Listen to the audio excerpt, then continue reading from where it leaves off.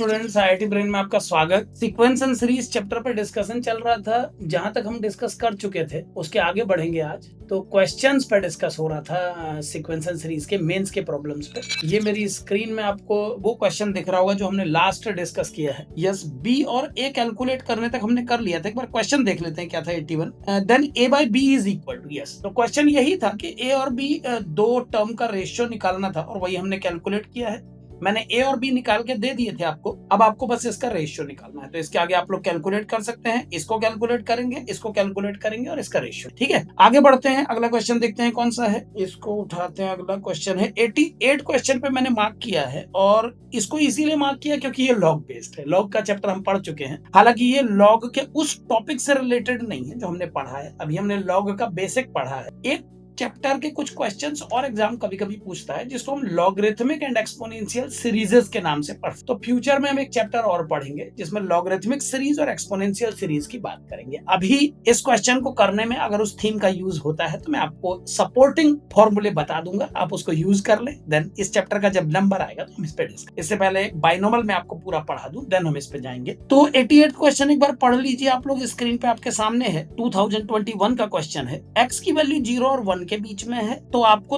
3/2 x square plus 5/3 x cube plus 7/4 x to the power 4 का value calculate है। ये term है जो आपको कैलकुलेट करना है। ऑप्शंस आपके सामने हैं। ऑप्शन तो खैर जो आना होगा आ ही जाएगा। हम सवाल शुरू करते हैं। कंडीशंस लिख करके मैं पेज पे जा रहा हूँ। क्वेश्चन नंबर 88 और ये रही मेरी स्क्रीन आपके सामने। क्वेश्चन नंबर 80A और क्या है क्वेश्चन देखें। सबसे पहला टर्म दिया है एक्स इज बिटवीन 0 एंड 1। मैं ये कंडीशन लिख देता हूँ। Yes, x is between 0 and 1।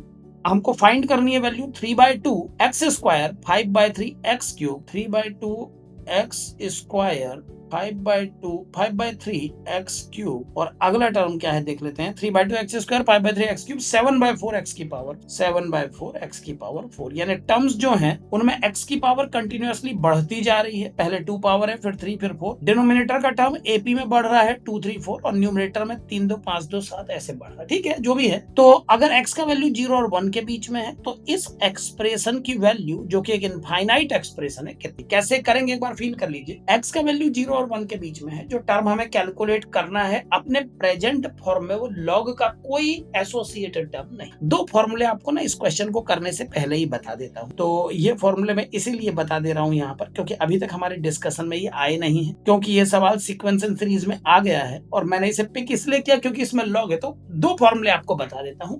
आप फिलहाल उन्हें यूज करके इस क्वेश्चन को तो सीख लें, लेकिन इस थीम पर हम डिस्कस करेंगे। थोड़ा अलजेब्रा का पार्ट ज्यादा निपट जाए तब इस पे चर्चा होगी। तो एक्सपोनेंशियल सीरीज और लॉगरिथमिक सीरीज पर आगे चल के बात चलेगी। अभी क्योंकि हम लोग एपी, जीपी, एचपी पे फोकस करके डिस्कस कर रहे हैं। तो क्या है फॉर्मूले जरा देख लें। एक फॉर्मूला है कि अगर हम log 1 प्लस एक्स को एक्सपेंड करें बच्चों तो ये होता है एक्स माइनस एक्स स्क्वायर बट्टे 2 plus x cube by 3 minus x to the power 4/4 plus dash dash. और अगर हम log 1 माइनस एक्स को एक्सपेंड करें then all terms will be in negative. Same terms as in log 1 plus x but with negative sign. All terms are with negative. तो plus के expansion और minus के expansion में इतना ही difference है। प्लस के एक्सपेंशन में अल्टरनेट प्लस माइनस, माइनस के एक्सप्रेशन में सारे टर्म माइनस है। मैं इसे बॉक्स के अंदर रख देता हूं। इस क्वेश्चन में इस थीम को यूज करूंगा क्योंकि वो दिखाई दे रहा है क्वेश्चन में। इसको यूज करके कैसे ये आगे बढ़ेगा एक बार सीख लीजिए।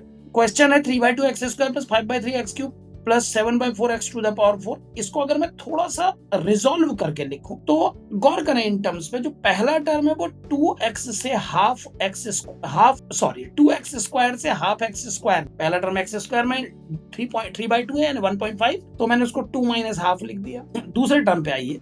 ये 5/3 है तो इसको मैं लिख दूंगा 2 माइनस 1/3 एक्स क्यूब। यानी मुझे इसे लिख देना चाहिए 2x cube minus 1/3 x cube. देखते जाएं आप लोग। और तीसरा टर्म जो 7/4 है, अगर उसे भी 2 के लैंग्वेज में लिखूं तो 2x4 माइनस 1/4 x4। जो मुझे दिख रहा है मैं समझता हूं कि आप लोग भी देख चुके होंगे।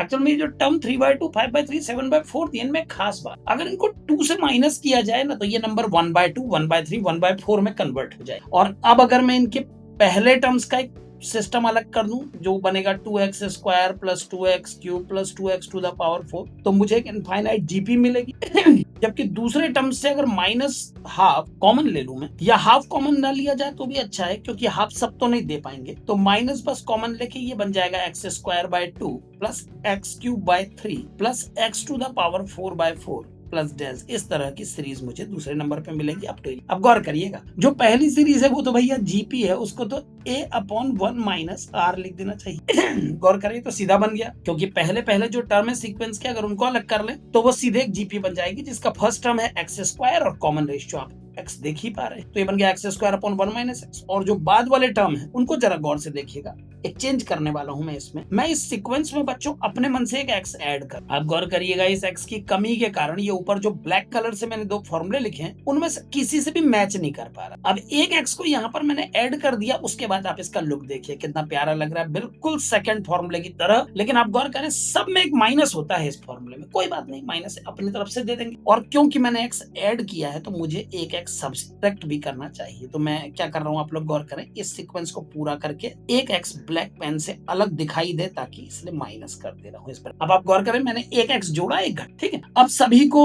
ऐसा लुक देने के बाद जो चेंजेस आएंगे वो क्या होंगे, देखिए ये है 2x square upon 1 minus x, और इस माइनस को अगर डिस्ट्रीब्यूट कर दूं तो ये बन जाएगा प्लस, और माइनस को मैं अंदर भेज, ये माइनस को अंदर भेजने की वजह आप जानते हैं, इसको आप एक फुल पैटर्न बनाना चाहते हैं, और ये माइनस माइनस लास्ट में प्लस, ठीक। अब ये जो पहला टर्म और लास्ट टर्म है इन दोनों को हम मिलाएं, इनको मिलाने पर ये क्या बन जाएगा, देखिए 2x square plus x minus x square upon 1 minus x, और ये सारे टर्म जो हैं ये मिलके बन जाएंगे log 1 माइनस log x, क्योंकि आप जानते हैं ये फॉर्मूला log 1 माइनस एक्स का है, log 1 माइनस एक्स का फॉर्मूला है इतना, ठीक है ना। तो अब इसको आगे बढ़ाते हैं, तो ये क्या बन जाएगा, 2x स्क्वायर से एक्स स्क्वायर गया x square plus x upon 1 minus x plus log 1 x. कुछ इस तरह का आउटकम मुझे दिखाई दे रहा है। एक बार देख लेते हैं इसके ऑप्शंस कैसे दिखाई दे रहे हैं।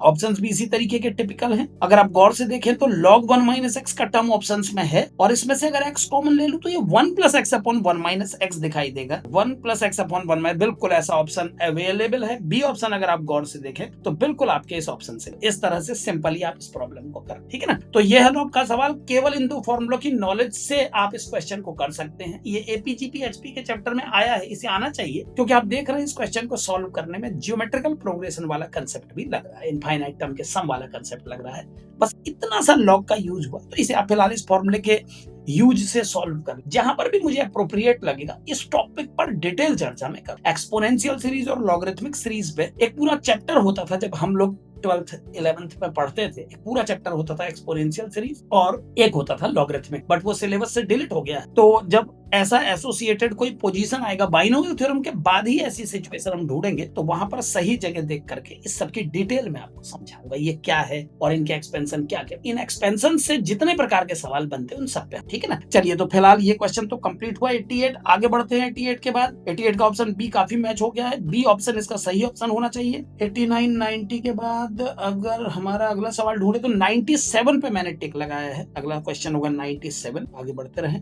एक बार मैं आपको क्वेश्चन दिखाऊंगा, आप उसे पहले अच्छे से पढ़ लें। ये है हमारा 97 क्वेश्चन, 2020 में पूछा गया था ये सवाल मेंस के पेपर में, सितंबर वाली shift. The sum of the first 3 terms of GP is S, notation दिया है, एंड देयर प्रोडक्ट इज 27। अब देखिए मैंने बताया था कि जब किसी जीपी में प्रोडक्ट ऑफ द टर्म दिया हो तो टर्म्स को हमेशा एक पर्टिकुलर पैटर्न में मान, उससे क्वेश्चन आसान होता है और हम इजीली कर पाते हैं। 3 टर्म की बात कही है तो सबसे पहली लाइन में लिख देता हूं, बाकी हम बाद में सोचेंगे। Let the 3 terms are, let the 3 terms in GP, let the 3 terms in GP are A by R, A and A। हमने ये डिस्कस किया था कि अगर प्रोडक्ट का डिस्कशन क्वेश्चन में आ गया तो बेस्ट होता है कि आप उन टर्म को A अपॉन R, A और AR माने, क्योंकि अगर प्रोडक्ट गिवन है तो ये सबसे बेस्ट पेयर। अब क्या फायदा है इससे, देखिए दिया है कि इनका सम S नाम से दिया जा रहा है, तो भैया एक इक्वेशन तो ये बन गई। और दूसरी बात बड़ी खास कही है कि इनका जो प्रोडक्ट है, प्रोडक्ट से बहुत स्पेसिफिक आउटकम मिल जाता है। इनका प्रोडक्ट दिया हुआ है 27 में, देख लेता हूँ एक बार, 27 ही दिया था शायद, question number 97। The sum of 3 terms of GP is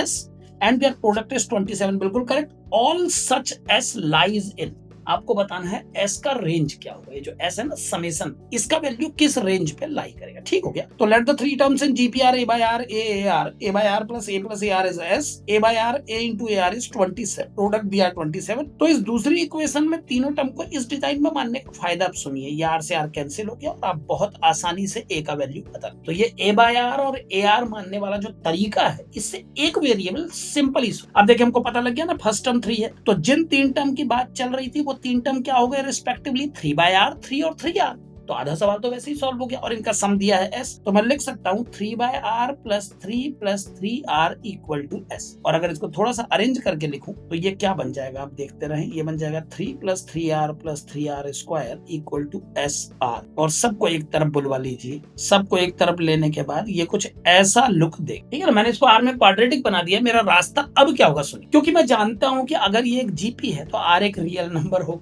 है ना। जीपी जब हम डिफाइन करते हैं तो उसका कॉमन रेशियो एक रियल नंबर होता है, और हम जानते हैं कि अगर आर रियल है ना तो इस क्वाड्रेटिक इक्वेशन का जो डिस्क्रिमिनेंट है बी स्क्वायर माइनस 4ac वो 0 से बड़ा या बराबर। ये बात हमने 10th के सिलेबस में भी पढ़ी है, इसीलिए आपके साथ डिस्कस करने में मुझे कोई संकोच नहीं होगा। बी स्क्वायर माइनस 4ac 0 से ग्रेटर होना चाहिए। बी का रोल प्ले कर रहा है 3 माइनस एस और ए का रोल प्ले कर रहा है 3, एस सी का रोल प्ले कर रहा है, यानी कुछ ऐसा कंडीशन मुझे मिलेगी। पर ध्यान से देख लें, और अब इसे सॉल्व करने पर क्या मिलेगा, देखें 3 minus S whole square minus 4 3 जा 12 3 जा 36 इज ग्रेटर देन 0। और इसको a minus b a plus b technique से अगर जमाऊं तो क्या बनेगा, देखिए 3 minus S square minus 6 square is greater than 0। और तब इसके फैक्टराइजेशन होंगे 3 minus S plus 6, 3 minus S minus 6, देखते रहिएगा, इज ग्रेटर देन 0। और फिर ये 9 माइनस एस और minus S minus 3 is greater than 0। तो 9 माइनस एस को लिख दीजिए s माइनस 9, क्योंकि ये रूल होता है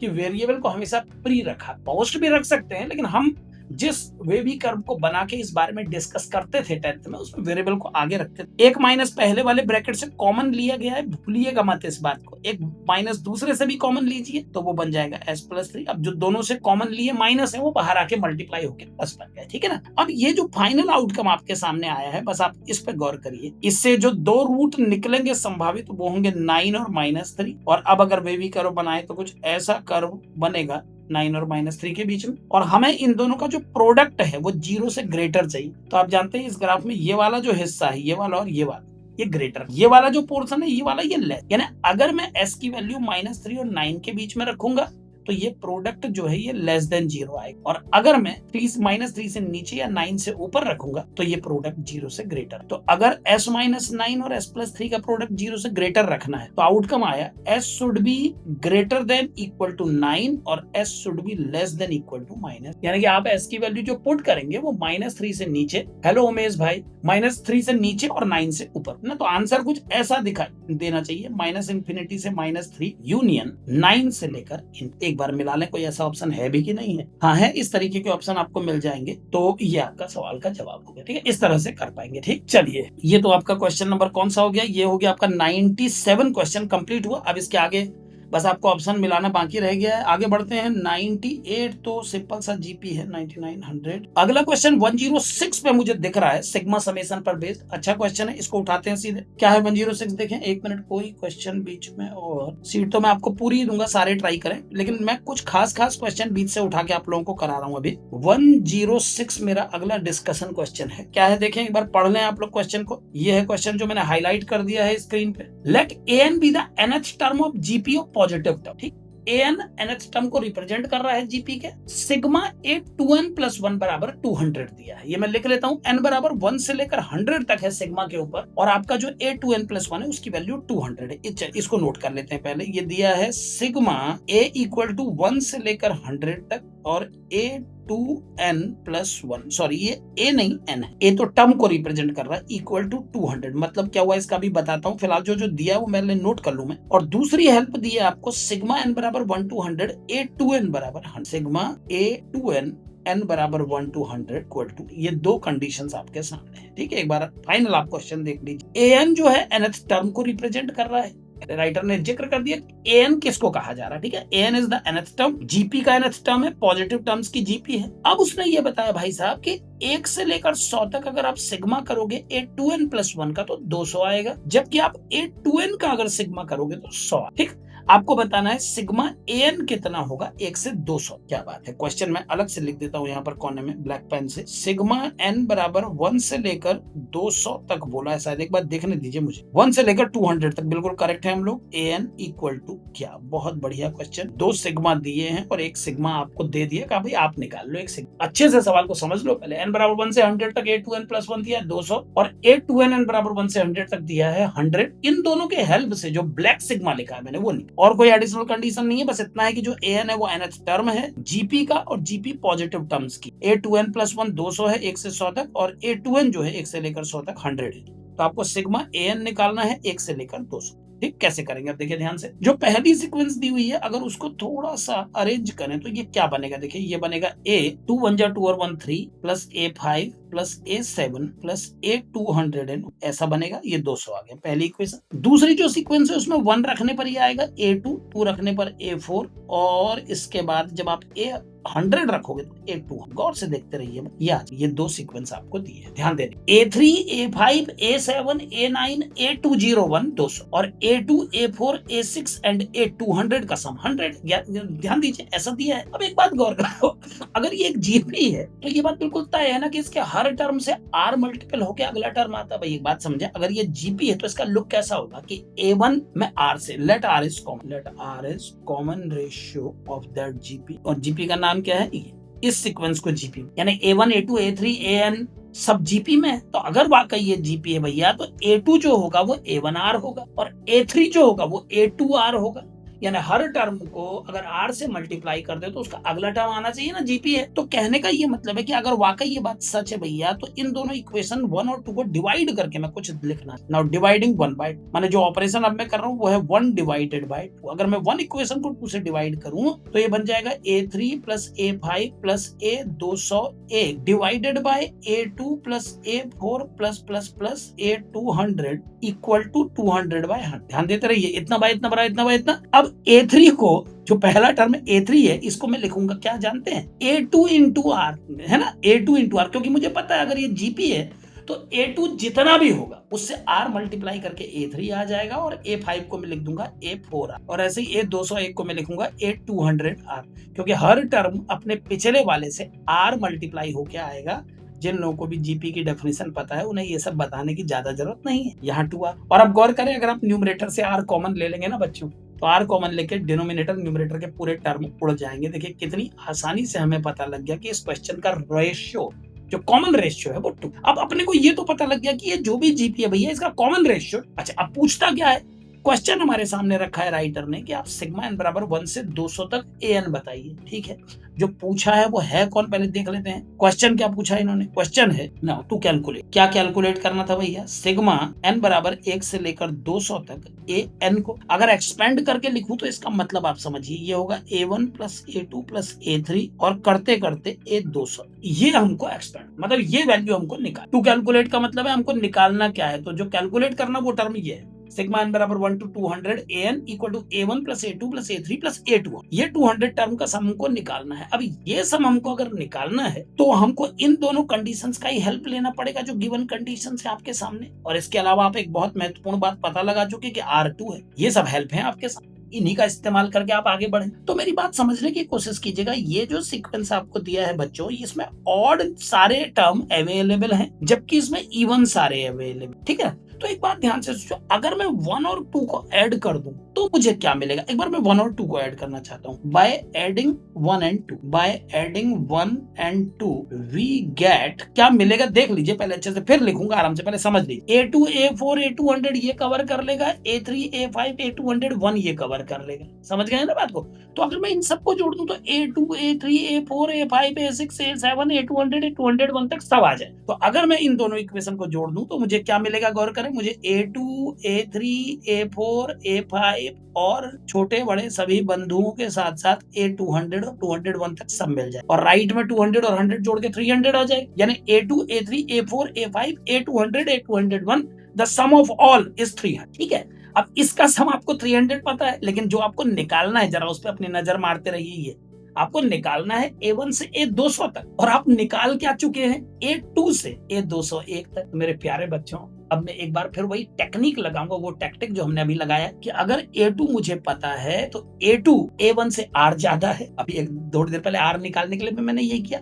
अब फिर से मैं पेन का कलर बदल के इस A2 को लिख देता हूँ A1R, A3 को लिख देता हूँ A2R, A4 को लिख दूंगा A3R, इसको लिख दूंगा भैया A4R। इन सबको एक एक कदम पीछे ले आऊंगा। A200 बन जाएगा A199R और A201 बन जाएगा A200R बराबर 3। अब खुद सोचिए अगर R को मैं कॉमन ले लूं तो जो सीक्वेंस अभी आपको एक टर्म आगे नजर आ रहा था वो बिल्कुल वही बन चुका है जो आपके रिक्वायर। अगर आप गौर से देखें तो ऊपर जो हमारा ब्लैक पेन से टू कैलकुलेट लिखा है ये आपके सामने वही पूरा सीक्वेंस आ चुका है। एक R बचा है बाहर, उसको राइट में डिनोमिनेटर पे फेंक दीजिए। ये लीजिए, यहाँ से अब R को हटा देता हूँ। ठीक है, तो इसका सम आ गया 300/R। और R की चिंता मत करिएगा, R पहले ही निकाल के बैठे हैं हम। तो put the value of R and get the R। ठीक, आगे आप करिएगा इसको। तो बढ़िया सवाल था, इसको अच्छा क्वेश्चन कहेंगे। 2020 में 9 जनवरी वाली सेकंड शिफ्ट में ये सवाल पूछा गया था इवनिंग टाइम पे। ठीक है, तो 106 हमने कंप्लीट किया। आगे बढ़ते हैं, अगला सवाल हमारा टारगेट है 122 पे आते हैं। 122 थोड़ा अलग सा दिखा था, इसमें पावर वाला सवाल था तो मैंने इसको पिक किया होगा। जो भी कोई थोड़ा सा टिपिकल सा लगता है उसको मैं उठा लेता हूँ, बाकी जो नॉर्मल फेज में वो आप करें। उनमें भी कोई फंसता है तो आप बताएं। अब इतना क्विकली देखते ही अनुमान नहीं लगाया जा सकता कि कौन कठिन है कौन सरल, तो मैं रैंडमली पिक कर लेता हूँ बीच बीच से छोड़ते हुए।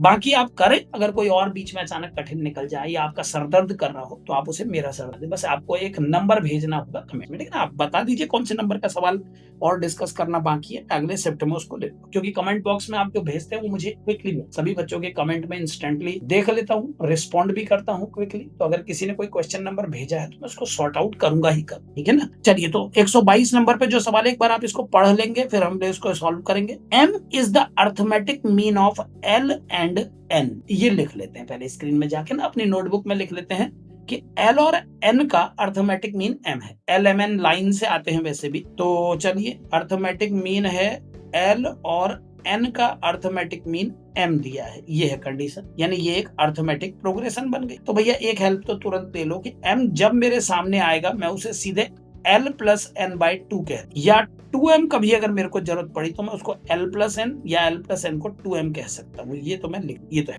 अगर LMN AP में है तो M को L प्लस N बाई 2 कहा जा सकता है ना 2M को L प्लस N का। ठीक है, if M is the arithmetic mean of two distinct real number L and N, Ln greater than 1 and G1 G2 G3 are 3 geometrical mean between L and N।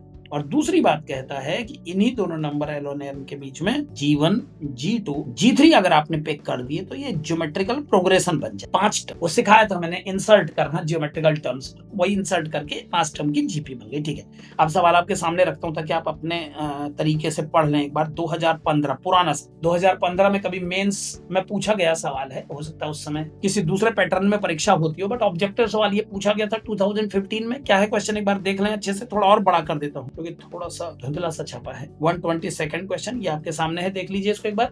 M is the arithmetic mean of two distinct real numbers L and N। L और N का arithmetic mean है, और इसके अलावा आपको क्या दिया है, अर्थमेटिक मीन है। And G1 G2 and G3 are 3 geometrical means between L and N। और L और N के बीच में 2 ज्योमेट्रिकल मीन है, मतलब 3 geometrical mean G1 G2 G3 pick किए हैं। आपको G14 plus 2G24 plus G34 किसके इक्वल है ये बताना। फिर से देख लीजिए, M is the arithmetic mean of two distinct real numbers L and N। L और N डिस्टिंक्ट है ये भी दिया है, उनका मीन M है ये दिया है अर्थमेटिक मीन। और फिर क्या बोलता है, Ln 1 से बड़े हैं, G1 G2 G3 उनके बीच में इंसर्ट करने से GP बनी। आपको G14 plus 2G24 plus G34 किसके इक्वल है बताना है। ठीक हो गया, यानी कि जो टर्म निकालना है एक बार लिख देता हूँ। हमारा क्वेश्चन है G14 plus 2G24 plus G34, ये हमको ये हमारा क्वेश्चन। तो इस टर्म को कैलकुलेट करना है हमें, और ये हमारी हेल्प है। पहली हेल्प ये है, एक हेल्प ये, ठीक है। कैसे करेंगे ध्यान से सुनिए, जो मुझे दिखाई दे रहा, पहले मैं अपने स्टाइल में जाता हूँ फ्री हैंड। ये टर्म निकालना है L G1 G2 G3 G और N, ये GP में है। तो GP का एक फीचर उठा के आपके सामने रखना चाहता हूँ। अगर देखिए, अगर L G1 G2 G3 और N GP में है रियली, तो जितना प्रोडक्ट मेरे बच्चों L और N का होगा उतना ही प्रोडक्ट G1 G3 का होगा, और वही G2 का स्क्वायर होगा। ये आप ये नियम होता है कि एक जीपी के फर्स्ट और लास्ट टर्म का प्रोडक्ट, उसके अगले सेकंड और सेकंड लास्ट का प्रोडक्ट, और मिडिल टर्म अगर ऑड नंबर से टर्म के तो उसका स्क्वायर इन सबके बराबर। इस बात को आप दूसरे तरीके से भी समझ सकते हैं, बट क्योंकि ये प्रॉपर्टी है तो मैंने डायरेक्ट बताया। एक एग्जांपल भी देखना चाहते हो तो देख लीजिए, 2 4 8 16 32 32 दूनी 64 16 4 जा 64, 8 8 जा 60 है ना, सिंपल एकदम। तो अगर वाकई L G1 G2 G3 N Gp में है तो Ln को आप G1 G3 के प्रोडक्ट के बराबर या G2 के स्क्वायर के रूप में कह सकते हैं, ठीक है। यानी G2 के स्क्वायर को रिजॉल्व करना मेरे लिए बहुत आसान है, मैं इस टर्म से बिल्कुल नहीं परेशान हो रहा हूं। अब मेरे सामने G1 और G3 है, G1 और G3 को रिजॉल्व करने के लिए मुझे मेहनत करनी पड़ेगी। तो अब मैं क्या करता हूं, देखिए G1 और G3 को रिजॉल्व करने के लिए सबसे पहले डिफाइन करता हूं, let the common ratio of Gp, let the common ratio of this Gp is R। तो बच्चों अगर वाकई इस Gp का कॉमन रेशियो R है तो पहले टर्म L को R से मल्टीप्लाई करके G बना, then L into R should be equal to G1। और एक बात और सुनिएगा, N upon R equal to, एक से उल्टा गया एक से सीधा। आपको पता है पहले टर्म में R को मल्टीप्लाई करूंगा दूसरा आएगा, और लास्ट टर्म में R से डिवाइड करूंगा तो पिछला आएगा। मैंने दोनों टेक्निक यूज की, ये वाली भी और ये। और अब देखिए G1 मेरे सामने, G3 मेरे सामने, G2 मेरे सामने, सब कुछ। अब बस सब चीजें यूज करके सवाल खत्म करना कितना आसान है आप लोग समझते हैं। बस 1 मिनट दीजिए, मैं अरेंज करके आपके हाथ में पकड़ाता हूँ इसको। हमारा क्वेश्चन ये था और अब इसे उठा के मैं नीचे ले जा रहा हूँ, इसको मैं हाईलाइट कर देता हूँ ताकि आप भी जान जाएं कि क्वेश्चन क्या। ये है हमारा क्वेश्चन और अब ये जा रहा है, आगे बढ़ रहा है। तो G1 4 plus 2 G2 4 plus G3 4 ये सॉल्व करना है। तो इस क्वेश्चन को हमने लिख दिया, G1 4 की जगह भैया मैं LR लगाना चाहता हूँ, देखते जाइएगा। LR 4 हो गया। G2 की स्क्वायर की जगह, क्योंकि मैं लगा सकता हूँ G2 स्क्वायर को LN, ये देखो G2 स्क्वायर को मैं LN कह सकता हूँ, तो इसको LN कहने पर ये बन जाएगा LN का होल स्क्वायर। क्यों लगा सुनिए, क्योंकि ये G2 स्क्वायर की वैल्यू, गौर करें, G2 स्क्वायर की वैल्यू LN। तो बच्चों अगर G2 की 4 पावर की वैल्यू लिखनी होगी तो इन पे भी तो स्क्वायर लगेगा ना। तो G2 स्क्वायर को मैंने लिख दिया, G2 4 पावर को LN का स्क्वायर, और G3 को मैं लिख देता हूँ, ये वाले टर्म से उठा लीजिए। G3 ये लिखा है आपका N/R, तो इसको लिख देता हूँ N/R की होल। यानी जो टर्म मुझे निकालना है R को इंट्रोड्यूस कराने के बाद वो कुछ ऐसा दिखाई देगा, ये। अब इसको मैं आगे बढ़ा रहा हूँ, ये बन गया L4R4 2L2N2 और N4 अपॉन R, ये कुछ फॉर्मेट बन गया है, ठीक है ना, ऐसा फॉर्मेट बन गया। अब देखिए ये जो टर्म बन गई है, जरा इसको गौर से देखें, ये L4R4 है, ये N4R4 है और ये 2L2N। R इसमें अननोन है हम जानते हैं, लेकिन हमें ये भी पता है कि ये पांचों टर्म G। अब एक टैक्टिक और हो जाए, ये जो आपके सामने Gp के 5 टर्म लिखे उनमें पांचवा ये है, पहला ये है बच्चों, और आपने कॉमन रेशियो R को, तो जरा सा इस Gp को लेके और आगे आए ना। In this Gp first term is L, fifth term is N and common ratio is R। तो इन तीनों बातों को यूज करके N can be written as LR की पावर 4, क्योंकि AR की पावर N-1 होता है। तो फर्स्ट टर्म को अगर कॉमन रेशियो की N-1 5-1 लिख देता हूं अगर आपको कंफ्यूजन हो तो। फिफ्थ टर्म के लिए 5-1 और 5-1 4 होता है, तो आप R की पावर 4 का वैल्यू यहां से उठा सकते हैं। अब खुद सोचिए, अगर R की पावर 4 को आप यहां से उठा लें, अब उसको N/L कह पाए। अब आइए ना, इस टर्म को उठा करके तो यहाँ पुट कर देते हैं और इसी टर्म को उठा के यहाँ, आइए इन दोनों जगह पे रखते हैं और आगे बढ़ाते हैं ना सवाल को। क्या बनता है देखें तो सही, ये बन जाएगा L4R4 की जगह N/L4 plus 2L2 N2 plus N4 upon R4 की जगह N4L, ठीक है ना। और अब सॉल्व करने पर ये बन गया N4, क्योंकि यहाँ L से L कट गया है, प्लस 2L2 N2 और यहाँ पर N4 से N4 कट गया L, यानी N4 प्लस 2L2 N2 प्लस L की पावर। कुछ इस तरह का फॉर्मेट आपके सामने इस क्वेश्चन का ना, ऐसा फॉर्मेट दे रहा है N4 प्लस 2L2 N2 plus L to the. अब ये जो टर्म आया है इसको आप गौर से देखें तो ये N2 प्लस L2 का whole square, N2 plus L2 का whole square, N2 plus L2 का होल स्क्वायर बन जा रहा है। और अब इसके बाद ये सवाल आपका ही, भाई अब तो कुछ ही टर्म बचे हैं, उनको रिजोल्व करना आपकी ड्यूटी है, क्योंकि अभी आपको एपी में जो हेल्प है वो भी आपको ये भी पता है कि एपी वाला टर्म की हेल्प क्या है।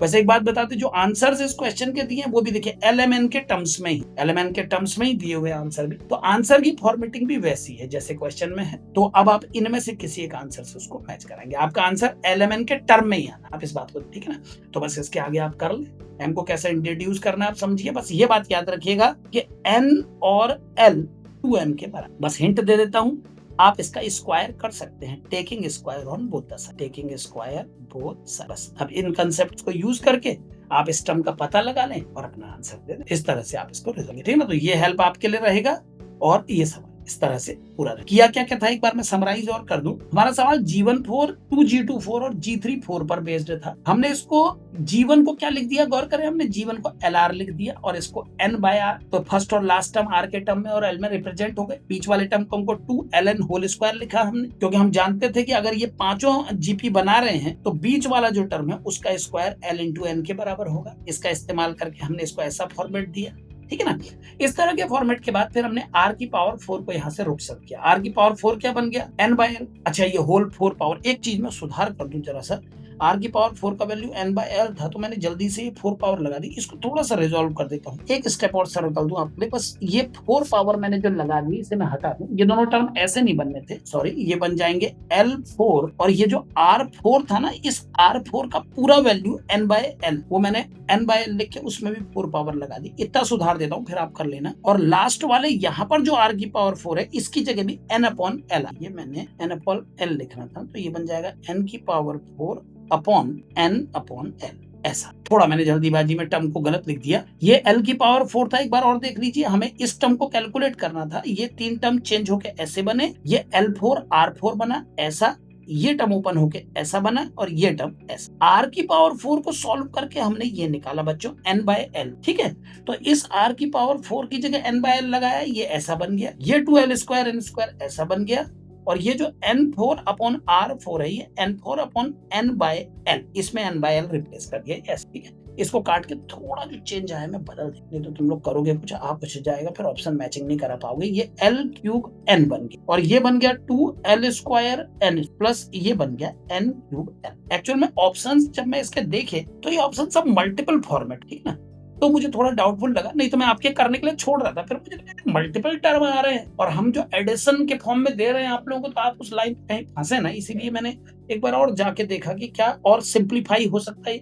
देन उससे मुझे नजर आया कि यार ये जो r की पावर 4 है, ये तो n/l था, इसमें 4 पावर नहीं लगनी थी। अब ये ऐसा बन रहा है, तो क्लियरली इसमें l और n के टर्म कॉमन है। बिल्कुल वैसा ही एक्सप्रेशन बना है जैसे पहले बन रहा था, बस थोड़ा चेंजेस आ गए हैं। अब ये term direct l plus n का होल स्क्वायर। देन उसके बाद आपका काम है आप इसको सॉल्व करें। यहां तक मैंने बना ही दिया था, जो मिस्टेक हो रही थी वो भी मैंने रिफाइन कर दी है। अब आपके सामने ये एक्सप्रेशन है, ये एल एन को आप लॉग मत समझ लीजिएगा, ये एल इंटू है और ये एल प्लस एन। बस अब बड़े आराम से जो बगल में मैंने लिखा है, स्क्वायर करने की भी अब जरूरत नहीं, एक उस समय होल स्क्वायर करने की रिक्वायरमेंट थी, अब नहीं। अब बस आप n प्लस एल की वैल्यू 2m यहाँ पर अप्लाई कर देंगे। चलिए मैं इसको यहीं छोड़ रहा हूँ, तो सिंपल क्वेश्चन है, इसको आप कर लेंगे, ऑप्शन मैचिंग करा लेंगे। 122 के बाद आगे बढ़ते हैं, एक कम से कम और करेंगे आज। अगर थोड़ा थोड़ा हिंट दे के छोड़ूं तो ज्यादा सवाल पे डिस्कस करूं। आगे से यही करना है कि बस जो सबसे इंपॉर्टेंट हिंट है, जो क्लिकिंग होती है, बस उस पर डिस्कस। 136 न्यूमेरिकल वैल्यू टाइप सवाल यहाँ से शुरू है। ये थोड़ा टिपिकल सा लगा था मुझे, इसलिए मैंने इसको आपके लिए रखा। क्वेश्चन नंबर 136 एक बार देख लेते हैं। 2023 की शिफ्ट का है, बिल्कुल लेटेस्ट क्वेश्चन है। 8 अप्रैल को पूछा गया था सेकंड शिफ्ट में। क्या है क्वेश्चन, एक बार पढ़ ले, आपके सामने है स्क्रीन पे। न्यूमेरिकल वैल्यू टाइप का पहला सवाल 136, लेट 0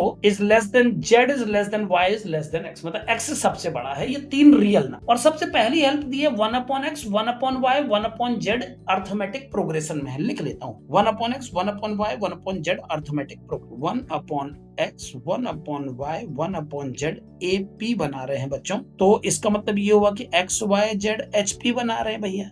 और अगर x y z HP बनाए तो हेल्प लिख लेता हूँ, y बराबर होता है 2xz upon x plus z। Theory हम पढ़ चुके हैं, आप वहां से देख सकते हैं कि 3 टर्म जब HP में होते हैं तो डायरेक्ट मिडिल वाला 2xz bye x plus z से दिया जा सकता है। ठीक हो गया, तो सबसे पहली हेल्प तो ये हो गई आपकी। और क्या क्या कंडीशंस दिए, चलिए उनको भी देख लेते हैं एक बार क्वेश्चन में। इसके बाद बोलता है x√2y and z are in GP। क्या बात है, x√2y और x√2y and z are in GP। तो भैया इससे भी एक हेल्प उठाने दो, बीच वाले का स्क्वायर बराबर होगा फर्स्ट मल्टीप्लाई लास्ट, यानी 2y² इक्वल टू xz।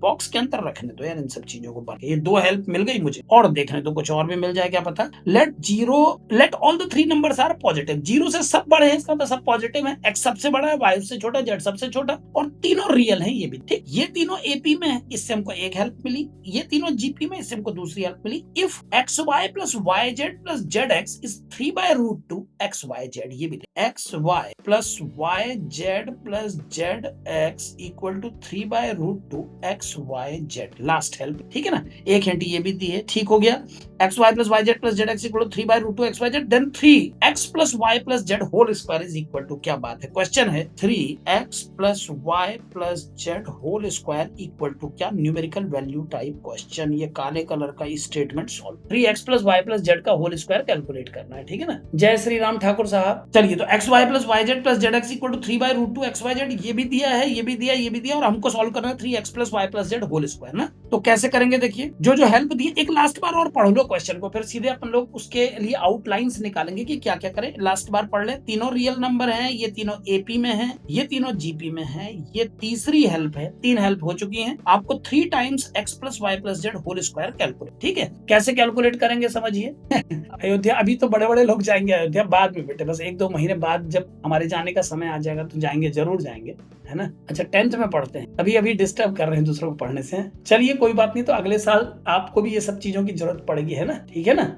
चलिए, तो अभी इसको आगे बढ़ाते हैं पहले क्वेश्चन को। तो 1/x 1/y 1/z एपी में है, इससे एक हेल्प मिली है। अब हेल्प पूरी कंसिडर कर लीजिए, पहले पहली हेल्प, दूसरी हेल्प और ये तीसरी, ये आपको कैलकुलेट है। क्विकली कैसे पहुंच सकते हैं ये समझिए। जो मुझे दिखाई दे रहा है मैं डायरेक्ट बताता हूँ। ये जो तीसरी स्टेटमेंट दी है, अगर इसको थोड़ा सा आगे बढ़ाएं, बल्कि इसी पेन से करता हूँ, रुकिए एक मिनट, राइट से ही करते हैं। ये जो थर्ड स्टेटमेंट दिया है, अगर इसके एक्स वाई जेड को मैं डिनोमिनेटर पर शिफ्ट कर दूं तो ये बन जाएगा x y plus y z plus z x upon x y z equal to 3/2। ठीक, तो इसको 3 पार्ट में ब्रेक कर दीजिए। ये तो कर ही सकते हैं, ये अभी बना देता हूँ फिर हटा दूंगा। लीजिए, ये 3 पार्ट में ब्रेक कर दिया आपने इसको। जब आप इसको 3 पार्ट में ब्रेक कर देंगे, एक पार्ट ये बनेगा, दूसरा ये, तीसरा ये, तो ये क्या बन जाएगा totally 1/z plus 1/x plus 1/y equal to 3/√, है ना।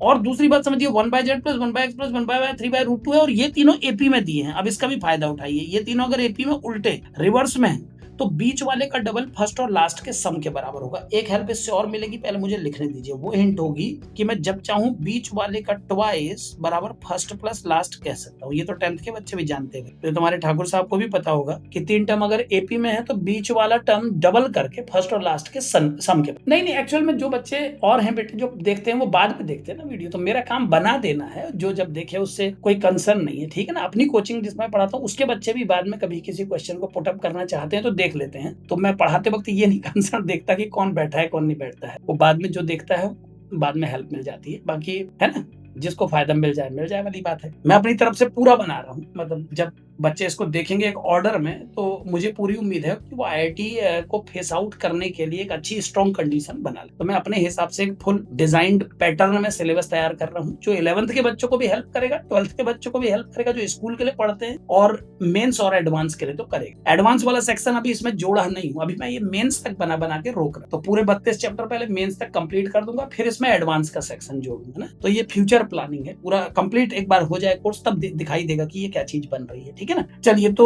1/x 1/y 1/z एपी में है, तो एक हेल्प एपी होने से ये भी मिल गई कि बीच वाला डबल करके फर्स्ट और लास्ट के सम के बराबर है। तो अगर मैं 1/x और 1/z को 2/y लिख सकता हूं तो ये क्या बन जाएगा, देखिए 1/z प्लस 1/y को मैं नहीं 1/z प्लस 1/y को नहीं, जो फर्स्ट और लास्ट है। अगर मैं 1/x और 1/z को 2/y लिख दूं तो ये बन जाएगा 2/y प्लस 1/y बराबर 3/√2 और 3/y इक्वल टू 3/√2, यानी क्लियरली y का वैल्यू रूट है ना। तो ये जो एपी के 3 टर्म है, इनकी हेल्प से मैं 1/x और 1/z के सम को 2/y लिख पाया। इसको मैं 2/y लिख पाया, तो मैंने जब 1/z और 1/x को 2/y लिखा तो 1/y उसमें और ऐड करके 3/√2, 3/y equal to 3/√2, y equal to y का वैल्यू रूट। अब y अपने को पता लग गया है। y पता लगाने के बाद अब हमको जरूरत है x और z, है ना। हाँ, जीपी का रेशियो का कंसेप्ट चलेगा। जीपी में रेशियो का चलता है, एपी में ऐड हो के टर्म आगे बढ़ते हैं, ठीक है ना। एपी में ऐड होता है 2 फिर 4 फिर 6 फिर 8। जीपी चलेगी तो 6 नहीं आएगा बीच में, सीधे 2 दूनी 4 दूनी 8 है। जीपी में आप मल्टीप्लाई कर करके आगे बढ़ते हैं, वो 11th में पढ़ो। 10th वाला बच्चा एपी सी, तो एपी तो आपको भी समझ में आ रही होगी ना। तो ये बन गया y की वैल्यू √2 आ गई। अब y की वैल्यू √2 कहां पर लगाओ कि आगे बढ़े, मैं बताता हूँ। ये इक्वेशन रख, इसमें जैसे ही आप y को √2 लगाओगे, देखो आपको x और z का प्रोडक्ट मिल गया ना। तो यहीं पर मैं लिखता हूँ कि मैं इनके नंबरिंग करता हूँ। ये मेरा पहला इक्वेशन है, ये दूसरा है, ये तीसरा है, ठीक। और ये मिली थी मुझे चौथी, ठीक है। तो मैंने ये जो लिखा ये स्टेटमेंट यहाँ पर मैं लिख देता हूँ with the help of 4 and 1 by 4 and 1, इन दोनों की मदद से ये सब बना, ठीक है। 4 और 1 की मदद से ये बना। अब बाय इक्वेशन 3 लिख, by equation 3 we know 2y² is xz implies that अगर मैं y को √2 यहाँ पर अप्लाई कर दूं, ये √2 यहाँ पर लगा दूं, तो xz का वैल्यू 4 आ जाएगा। ये देखिए एक हेल्प और xz को 4 4 निकालने के बाद अब मैं सेकंड नंबर की इक्वेशन में लगाऊंगा। In equation number 2 we have y equal to 2xz upon x plus z बच्चों। तो y का वैल्यू कितना है √2 और xz का वैल्यू अभी हमने निकाला 4। ये देखिए इस 4 को भी यहाँ लगा दीजिए तो 2 into 4 upon x plus Z. तो x प्लस जेड का वैल्यू आ गया आपका 8 अपॉन √2। समाचार समाप्त हुए, सारा काम खत्म हुआ। क्यों मालूम? क्योंकि x प्लस जेड भी आ गया भैया और y भी आ गया। बस अब मैं x और z को अलग अलग निकालना ही नहीं चाहता, ठीक है ना। x और z को अलग अलग क्यों नहीं निकालना चाहता? x प्लस जेड मुझे पता लग गया, y मुझे पता लग गया। अब मैं टारगेट की तरफ बढ़ता हूँ। मुझे करना क्या था? देखिए मुझे ये आइए इसको लेके चलते हैं। मुझे कैलकुलेट करना था 3x plus y plus z whole square. बस वैल्यू रखने दीजिए मुझे। x और z का सम डायरेक्टली 8/√2 आ चुका है, ये देखिए। और y का वैल्यू √2 कब से मैं लेके घूम रहा हूँ, √2। तो जैसे ही मैं इसको स्क्वायर मतलब जोड़ूंगा तो ये क्या बन जाएगा, 8/√2 प्लस √2/1। तो ये हो जाएगा 8 प्लस 2/√2 का होल स्क्वायर, क्योंकि एलसीएम ले लिया। और अब ये बन गया 3 इंटू 10/√2। 10/√2 का 5√2 का होल स्क्वायर बोल दीजिए। तो ये जाएगा 5 25 25 दूनी 50, 150। यानी इसका आंसर 150। अगर ऑप्शन में 150, अच्छा ये ऑप्शन वाला सवाल नहीं, न्यूमेरिकल वैल्यू टाइप है, तो मेरे हिसाब से इसका आंसर 150। न्यूमेरिकल वैल्यू टाइप के आंसर हमेशा इंटीग्रल आते हैं, तो इसका 150 आना ये बताता है कि हाँ ये सही है, इस तरह से ही किया जाना चाहिए, ठीक है ना। तो चलिए 136 तक ये कर दिया आज। अगली क्लास में बढ़ाएंगे इसके आगे। अभी एक दो क्लास और लगेंगे, क्योंकि एपीजीपी की एक्सरसाइज बहुत लंबी है। अबाउट 300 क्वेश्चंस आज तक आईआईटी में एपीजीपी, एचपी और मिसलेनियस सीरीज से पूछे जाते। तो उसका अगर मैंने 20% भी उठाया होगा तो 30 40 50 सवाल हम लोग डिस्कस कर रहे हैं, जिसमें से अबाउट 30 35 हम डिस्कस कर चुके हैं। तो 1-2 क्लास में मैं इस चैप्टर पर कब, ठीक है ना। चलिए तो तब तक इतना रिवाइज करिए। बाय आज के लिए।